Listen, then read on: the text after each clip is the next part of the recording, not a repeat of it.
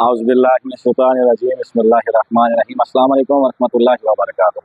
तारीख़ की किताबों में ज़िक्र आया है कि आका करीम सल्लल्लाहु अलैहि वसल्लम की रोज़ा अक़दस पे ना एक बुज़ुर्ग जो थे खिदमत गुज़ार, जो रोज़ा पाक की सफाई सुथराई के ना काम काज करते थे, तो वहाँ पे वो सफाई का काम कर रहे थे। तो यमन या शाम इस तरह मुख्तलिफ ना इस्लामी ममालिक का ज़िक्र आया। वो एक बादशाह जो थे उस वक्त के, उस मुल्क के, वो अपने काफ़िले के साथ वहाँ पे आए।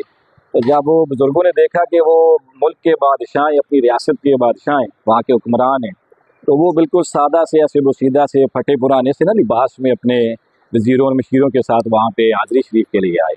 तो जब पास आए तो उन्होंने पहचान लिया, सलाम दुआ कर से उनके सलाम दुआ करके उनसे पता किया कि आप तो फ़लाँ मुल्क के बादशाह हैं और आप ये इस फ़कीरी वाले अंदाज़ में यहाँ पे आका करीम सल्लल्लाहु अलैहि वसल्लम की बरगाह में पेश हुए हैं।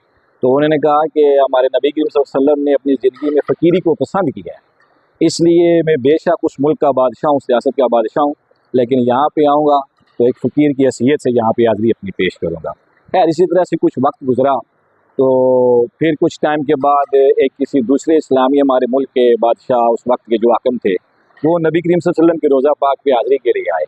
तो उन बुज़ुर्गों ने फिर जब उन्हें देखा ना, तो उनकी जो ठाठ थी ना, उनका अंदाज़, जो शाहाना उनका लिबास, शाहाना प्रोटोकॉल, वज़ीरों मशीरों के साथ पूरे स्टाइल में जैसे हमारे बादशाहों का होता था, उस अंदाज़ में वहाँ पे दाखिल हुए, अदब के साथ ही दाखिल हुए।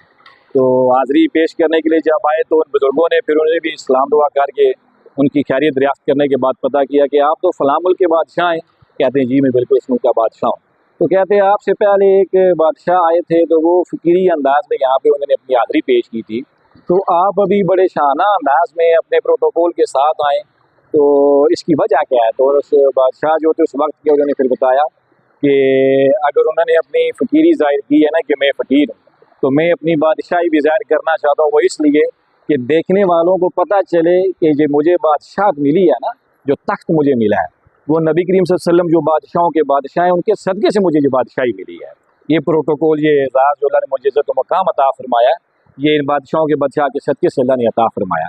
तो बात ये है कि अल्लाह पाक को फ़कीरी भी पसंद है, लेकिन अल्लाह पाक ने इंसान को जो अता किया हो, जिस अंदाज़ में, हमारे नबी करीम सल्लल्लाहु अलैहि वसल्लम ने फरमाया, अल्लाह ने अगर अच्छा लिबास पहने के काबिल किया, अच्छा लिबास पहने, अच्छी सवारी अता की है, उसको इस्तेमाल करें, अपना रहन सहन अच्छे तरीके से करें, साहिब हैसियत हैं, अपने ज़िंदगी गुज़र बसर जो है वो अच्छे तरीके से करें। अल्लाह आप सबको सलामत रखे। उम्मीद करता हूँ ये इस्लाही बात आपको पसंद आई होगी। अपनी दुआ में याद रखिएगा। अल्लाह हाफ़िज़।